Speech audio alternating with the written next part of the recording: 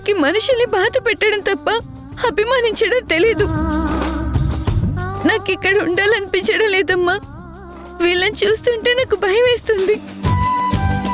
నేను నీ దగ్గరకు వచ్చేస్తానమ్మా.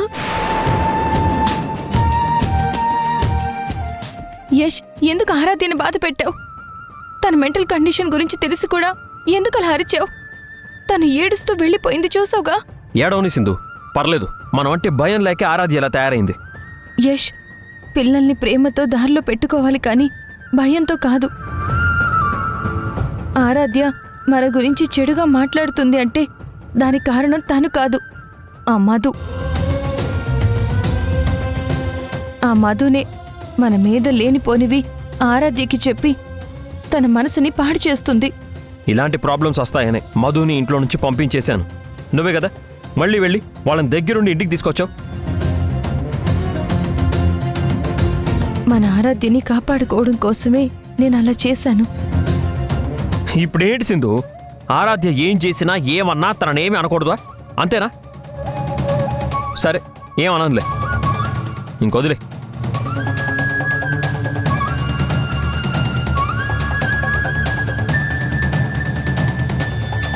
రిషి, శశి, అక్క ఏదో పొరపాటుగా మాట్లాడింది. తన గురించి మీరేం పట్టించుకోకండి. మీ నాన్న ఎప్పటికీ హీరోనే, హీరోలాగే ఉంటాడు. సరేనా? యష్, ఆరాధ్య నువ్వేమైనా అన్నావా? నా పిల్లల ముందు నా గురించి తప్పుగా మాట్లాడుతుంటే అనకుండా ఎలా ఉంటానమ్మా? సింధు, ఆరాధ్య బాధపడుతుంది. నువ్వు వెళ్ళి తనని ఓదార్చమ్మా.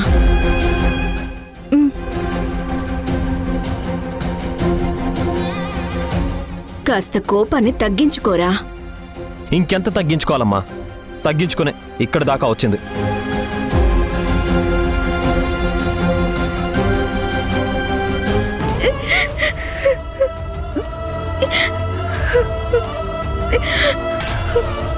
ఈ మనుషుల మధ్య ఇక్కడ నేను ఉండలేనమ్మా. నేను నీ దగ్గరికి వచ్చేస్తానమ్మా.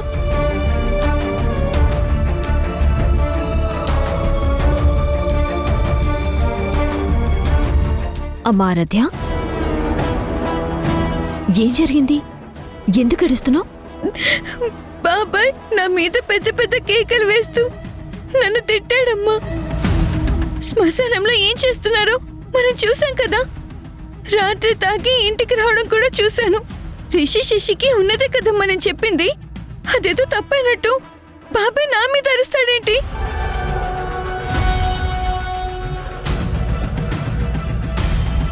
వాళ్ళంతేనమ్మా, తప్పులన్నీ వాళ్ళు చేసి మళ్ళల్లే తప్పు పడతారు. ఊరుకో, ఏడువుకో.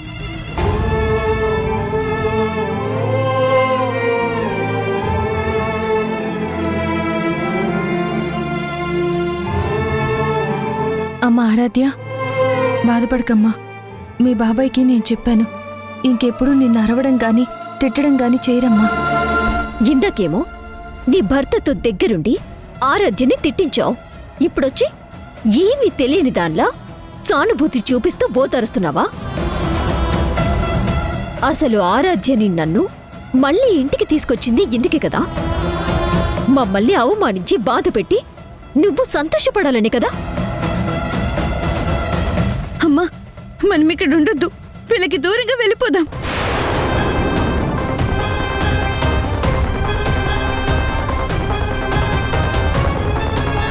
ఆరాధ్య, నువ్వెక్కడికి వెళ్లాల్సిన అవసరం లేదమ్మా. ఈ ఇల్లు నీది. కానీ ఇంట్లో మనుషులే, నా వాళ్ళు కాదు.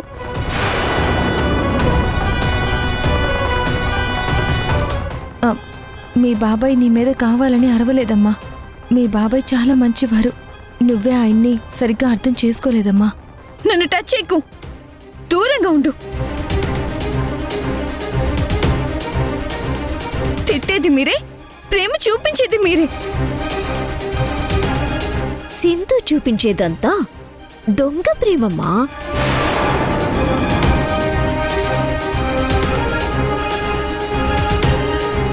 ఏంటి సింధు అంత కోపంగా చూస్తున్నావు? ఆరాధ్య ఉన్నదే అన్నది, నేను ఉన్నదే కదా అన్నాను. దానికి అంత సీరియస్ అవుతున్నావేంటి? నా కూతుర్ని కాస్త ప్రశాంతంగా ఉండని. నువ్వు మర్యాదగా బయటికి వెళ్ళు.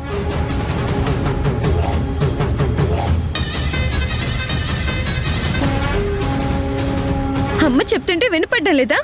దయచేసి ఇక్కడి నుంచి వెళ్ళు. అమ్మా ఆరాధ్య,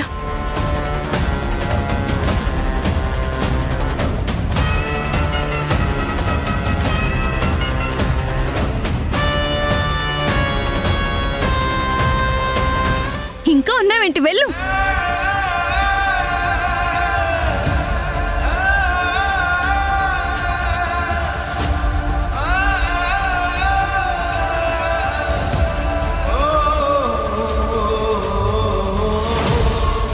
బాధపడకమ్మా, నీకే అమ్ముంది కదా. ఇక నుంచి ఇంట్లో నిన్ను ఎవ్వరేమన్నా సరే నువ్వు వాళ్ళ మాటలేం పట్టించుకోకు. నాకు నువ్వు, నీకు నేను అన్నట్టుగా ఉందాం. నీ గురించి ఈ ఇంట్లో ఆలోచించేది నేనొక్కదాన్ని మాత్రమే. సరే, కాసేపు బయటికెళ్దామా? పద.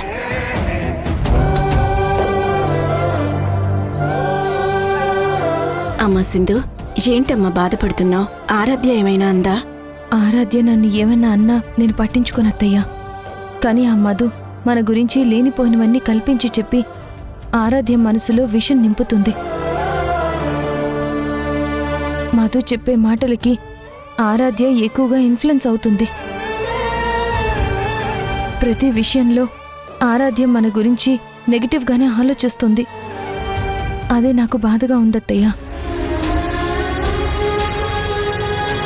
ఆ మధు మాయలో నుంచి మన ఆరాధ్యని ఎలా బయటికి తీసుకురావాలో నాకు అర్థం కావడం లేదు. ఇంత చిన్నదానికి నువ్వెందుకమ్మా బాధపడ్డాం? నేనున్నాను కదా. ఆ మధు సంగతి నాకొదిలే, నేను చూసుకుంటాను. నువ్వు చెప్పినట్టే ఆరాధ్య నుంచే దానికి చెక్ పెడదాం. దాన్ని ఎలా ఆడుకోవాలో, దానికి ఎంత నరకం చూపించాలో అంతకంటే ఎక్కువ చూపిస్తాను అసలా. ఏం చేయబోతున్నారత్తయ్య? తినబోతూ రుచిని, చూడబోతూ దృశ్యాన్ని ముందుగా అడగకూడదు సింధు. దాన్ని ఏం చేస్తానో నువ్వే చూస్తావుగా. మధు, మధు, నువ్వు ఈ ఇంటి పెద్ద కోడలివి, అవునా కాదా? అవును. అయితే ఏంటి? నువ్వంటే నాకు ఎంత ప్రాణం, ఎంత ప్రేమ. ఏంటి అత్తయ్య ఏదో కొత్తగా మాట్లాడుతోంది? నిజం చెప్పాలంటే ఓ అత్తగా నాకు చిన్న కోడలు సింధు కంటే నువ్వంటేనే ఎక్కువ ఇష్టం. అవునా? ఆ అవును మధు. అందుకే కదా 2 సార్లు నిన్ను ఇంట్లో నుంచి బయటకు పంపించినా. నా పెద్ద కోడలు మధు నాతో పాటు నా ఇంట్లోనే ఉండాలి అని పట్టుబట్టి మరి నిన్ను మళ్ళీ ఇంటికి పిలిపించాను. అబ్బబ్బబ్బబ్బబ్బబ్బబ్బ! ఎంత బాగా నటిస్తున్నారత్తయ్య. ఎప్పుడూ లేనిది నా మీద ఇప్పుడు కొత్తగా ఈ ప్రేమ ప్రాణమేంటో. మళ్ళీ డ్రామా అయితే మొదలు పెడుతున్నారా ఏంటి? చూసావా అమ్మ ఆరాధ్య, నాకు పెద్ద కోడలంటే ప్రేమ ప్రాణం అని చెబుతున్నా అంత డ్రామా అంటుంది. ఎందుకు మధు నన్ను ఇలా అవమానిస్తావు? నేను మిమ్మల్ని అవమానించానా అనుమానించానా? అనుమానిస్తే అవమానించినట్టే కదా అసలా. ఏ ఆరాధ్య? అవునానమ్మా. హ్మ్, అమ్మా, అయినా ఇప్పుడు నాన్న మన దాంట్లో తప్పేముంది? తన మనసులో ఉన్న ప్రేమని బయటకు చెప్పింది. ఈ చిన్నదానికి నానమ్మని అనుమానించి అవమానించాలా? తిక్క కుదిరింది దీనికి. అలా చెప్పారాధ్య. మీ అమ్మకి ఇంటి పెద్ద కోడలుగా ఇంటి పనులు చూసుకోవడం చేసుకోవడం, నాకు సాయం చేయటం నా బాధ్యతగా, ఇంటిని చక్కదిద్దడం ఇవన్నీ మీ అమ్మ చేయాల్సిన పనులేగా. అవును, 100% అదే కరెక్ట్. హ్మ్, అమ్మో, అత్తయ్య మళ్ళీ ఏదో ప్లాన్ చేసింది. అందుకే ఆరాధ్య దగ్గర నన్ను ఇరికించాలని చూస్తుంది. వంటగదిలో చాలా పనులు అలాగే పడున్నాయి. కొంచెం నాకు హెల్ప్ చేద్దు గాని వస్తావా అమ్మా? ఏంటి నేను హెల్ప్ చేయాలా? ఏ అత్తయ్యకి కోడలు హెల్ప్ చేయకూడదా ఆరాధ్య? అత్తకి హెల్ప్ చేయాల్సింది అసలు కోడలేనానమ్మా. ఆ బాగా చెప్పావు అసలు. నాకు కాస్త నీరసంగా ఉంది మధు. ఇంటి పనులన్నీ ఒక్కదాన్నే చేయలేకపోతున్నాను. కొంచెం వచ్చి నాకు సాయం చేయొచ్చు కదా? అమ్మా పాపం నానమ్మకి నీరసంగా ఉందంటుంది కదా, వెళ్ళి సాయం చేద్దువు పద. పద. ఆరాధ్య,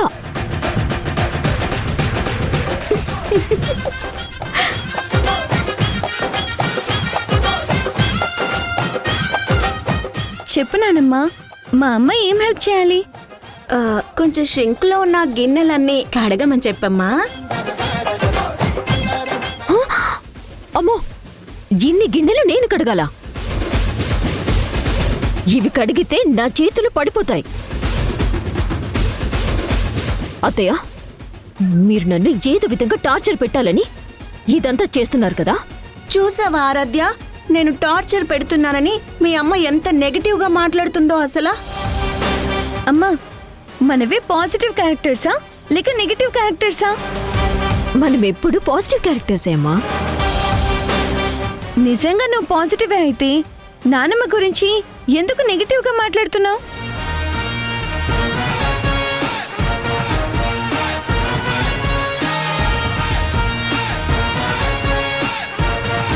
ఆ మాత్రం గిన్నెలు కడగలేవా? అయినా మన గిన్నెలు మనం కడుక్కుంటే తప్పేంటి? నీ వల్ల కాదంటే చెప్పు, నేను కడుగుతాను. నిజంగా మధు నీకు అమ్మలా ఫిక్స్ అయితే నిన్ను తన కూతురు అనుకుంటే చచ్చిన మధు నీ చేత గిన్నెలు కడిగించదమ్మా. ఫిట్టింగ్ పెట్టేసింది. మధు, నాకు ఒంట్లో బాగుంటే నేనే చేసేదాన్ని కదమ్మా. నిన్ను ఎంతగా బ్రతిమలాడేదాన్నే కాదు. అమ్మా ఏంటి నువ్వు? పాపం నానమ్మ ఆరోగ్యం బాగాలేకే కదా నేనింతలా బ్రతిమలాడుతుంది.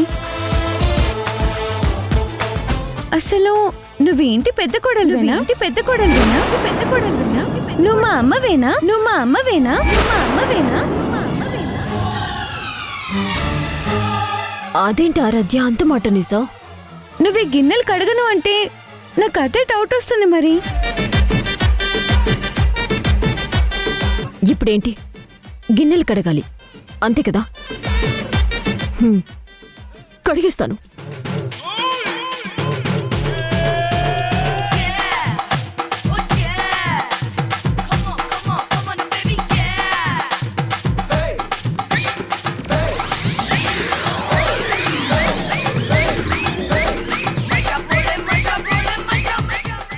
అమ్మా ఆరాధ్య, మనం నా రూమ్కి వెళ్దాం పద. అమ్మ గిన్నెలన్నీ కడిగేసి వస్తుంది. త్వరగా కానీ మధు. ఓకే సరే.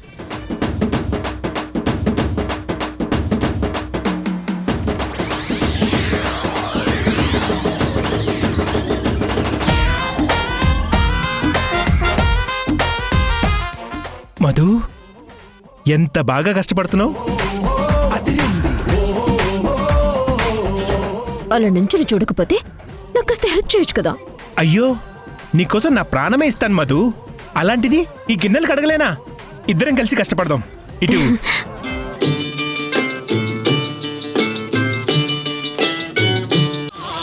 ఆడుతూ పాడుతూ పని చేస్తుంటే అలుపు సొలుపేమున్నది, ఇద్దరం ఒకటై చెయ్యి కలిపితే ఎదురేమున్నది, మనకి కొదువేమున్నది.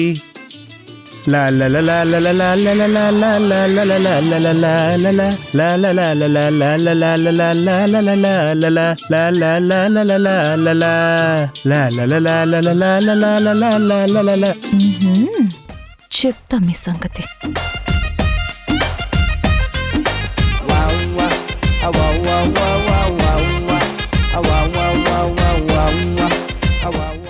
అత్తయ్య, కిచెన్లో తేజ కూడా గిన్నెలు కడుగుతున్నాడు. అలాగా, ఉండు దాని పని చెప్తాను.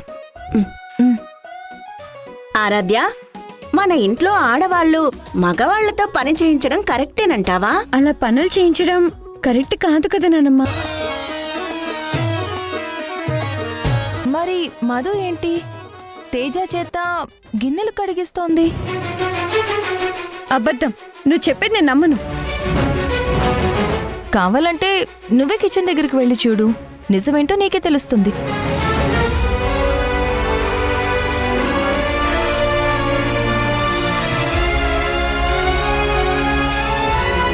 లా లా లా లా లా లా లా లా లా లా లా లా లా లా లా లా లా లా లా. ఇలా ఇవ్వు. అమ్మా, ఏం చేస్తున్నావు? ఆయన చేత గిన్నెలు కడిగిస్తున్నావేంటి?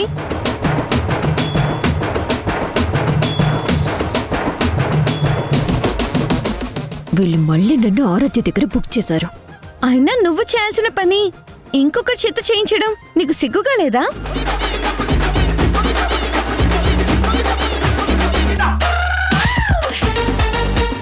నేను వద్దు అని చెప్తూనే ఉన్నానమ్మా, వెళ్ళమని చెప్పాను. హెల్ప్ చేస్తానని గిన్నెలు కడుగుతున్నారు. ఆయన గిన్నెలు కడుగుతుంటే చూడ్డానికి చాలా అసహ్యంగా ఉంది.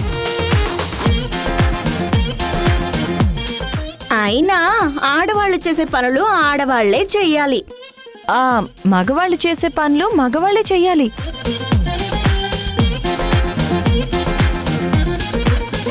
తేజ, ఆరాధ్య చేత అనవసరంగా నేను మాటలు పడేలా చేశావు. దయచేసి నువ్వు ముందుకు నుంచి వెళ్ళిపో.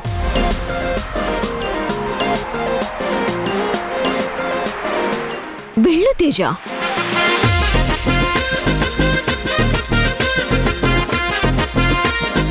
పోరా, నీ పెళ్ళం కడుగుతుందిలే.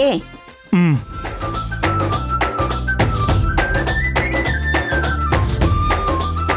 మధు, త్వరగా గిన్నెలన్నీ కడిగేయమ్మా. ఆ తర్వాత ఇల్లంతా తడిబట్ట పెట్టి శుభ్రంగా క్లీన్ చేయాలి. ఏంటి? ఇల్లంతా నేను తడిగుడ్డతో క్లీన్ చేయాలా? ఉమ్, ఈ దెబ్బతో నా నడుం పడిపోవటం ఖాయం. ఏ ఈ అత్తయ్య కోసం ఆ మాత్రం చేయలేవా మధు? అమ్మ ఏ పనైనా చేస్తుందనమ్మా, నువ్వేం వరి కాకు. చచ్చాను.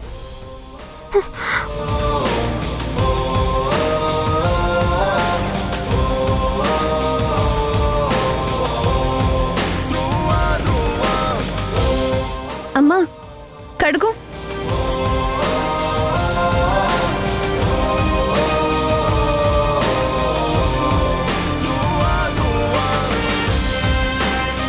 అవును, నాన్నమ్మకి ఒంట్లో బాగాలేకపోతే చిన్న కోడలు కూడా ఇంటి పనుల్లో హెల్ప్ చేయాలి కదా, మరి ఈవిడెందుకు చేయడం లేదు?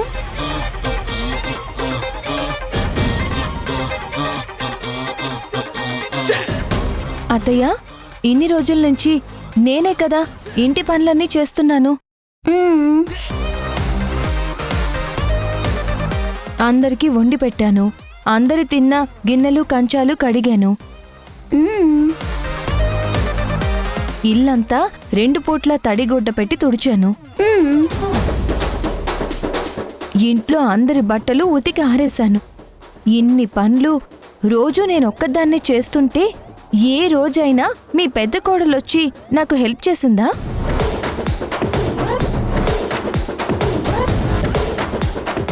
లేదే, రూమ్లో కూర్చొని హాయిగా రెస్ట్ తీసుకునేది. ఉమ్. అయితే ఇప్పుడు ఏమంటావు సింధు? ఆ, ఏమంటానంటే ఇన్ని రోజులు బాధ్యతగా ఈ ఇంటి చిన్న కోడలుగా అన్ని పనులు నేనే చేశాను కాబట్టి ఇక నుంచి ఆ బాధ్యతలన్నీ మీ పెద్ద కోడలే చూసుకోవాలి, తీసుకోవాలి.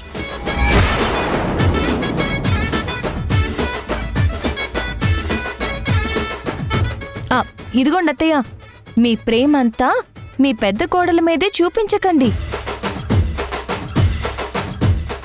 కాస్త అప్పుడప్పుడు ఈ చిన్న కోడల మీద కూడా చూపించండి. జాలి, దయ, కరుణ, కనికరం అన్నీ మధు మీద చూపిస్తారా? నా మీద చూపించరా? మరి ఇంత పక్షపాతం ఏంటత్తయ్యా మీకు? నానమ్మ, నువ్వెవరితో మాటలు పడాల్సిన అవసరం లేదు. ఇక నుంచి ఈ ఇంటి పెద్ద కోడలుగా ఈ ఇంటి పనులన్నీ మా అమ్మే చేస్తుంది. నేను మాటిస్తున్నాను.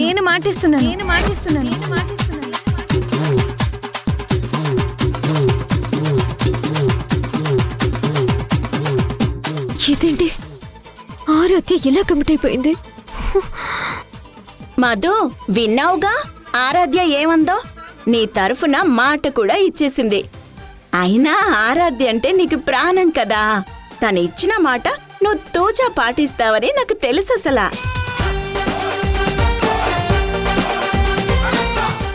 త్వరగా ఈ గిన్నెలన్నీ కడిగేసొచ్చేయే. తర్వాత ఇల్లంతా తడిబట్ట పెట్టేయే.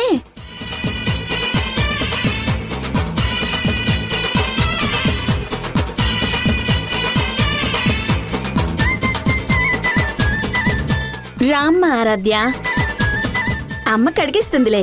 మన హాల్లోకి వెళ్దాం.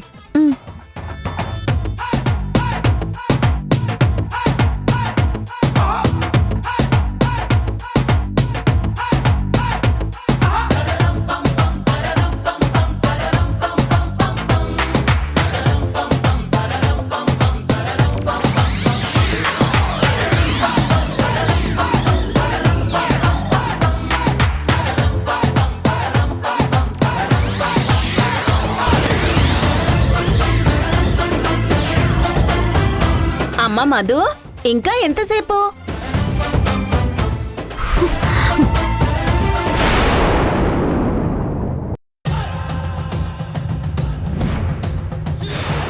శశి, రిషి, అసలు మీరు ఎందుకు ఇలా చేస్తున్నారు? మీ నాన్న ఏదో తప్పు చేశాడు, మళ్ళీ జైలుకెళ్తాడు అని అంటున్నారు. మీ నాన్న తప్పు చేయలేదు. మీ నాన్నకి మంచి చేయటం తప్ప చెడు చేయటం తెలీదని చెప్పండి. నా కొడుక్కి నేనిచ్చింది ధైర్యం.